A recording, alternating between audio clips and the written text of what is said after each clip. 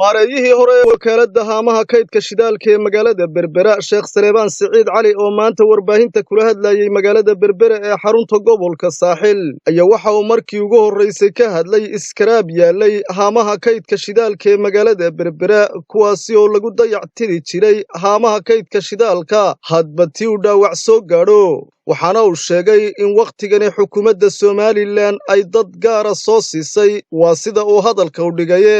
maareeyihii hore ee haamaha kaydka shidaalka ee magaalada Berbera ayaana eedihii ugu cuslaa duldhigay xukuumadda uu hogaamiye madaxweyne Biixi waxaana uu tilmaamay in ay boobayso goobihii la wada lahaa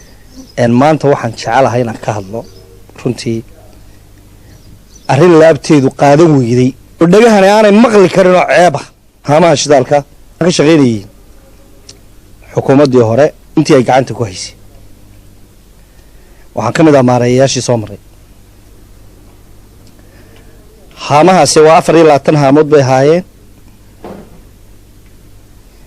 horumar ballaaran baan xilligii xukuumaddu jirtay laga sameeyay wax laga qabtay oo miidiyaha ah ka duugaysana hayseen hantida asadka xukuumaddu leeyahay waxa kaloo yaalay iskaraab baa yaalay dawladihii dhisay inooga tageen iskaraabka dawladihii dhisay inooga tageen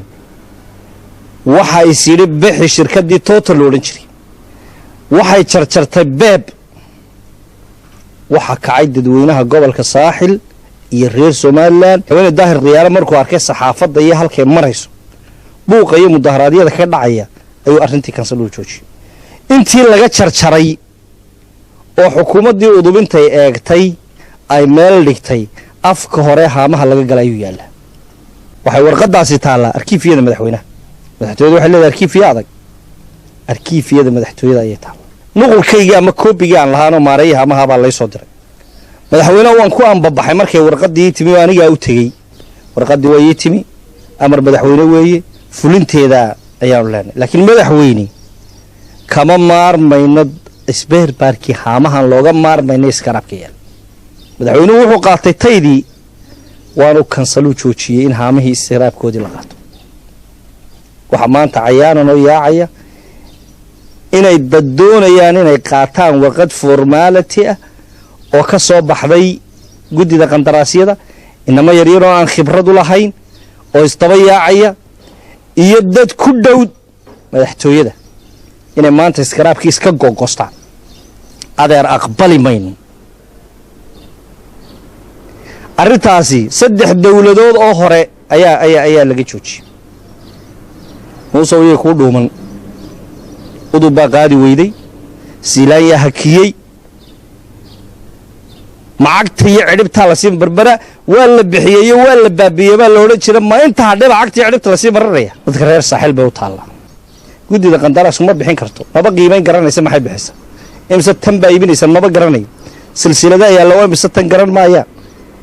xadiid kama shaqeyn jirin maxay qiimeynayaan maxay u iibinayaan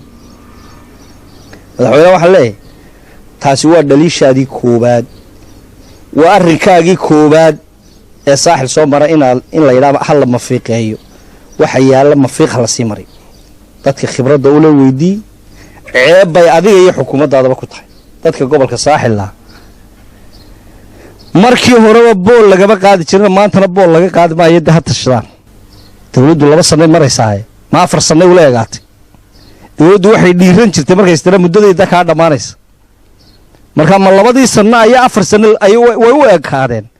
Cabdiraxmaan Maxamed Cige telefishinka caalamiga ee SAB TV magaalada xeebada Berbera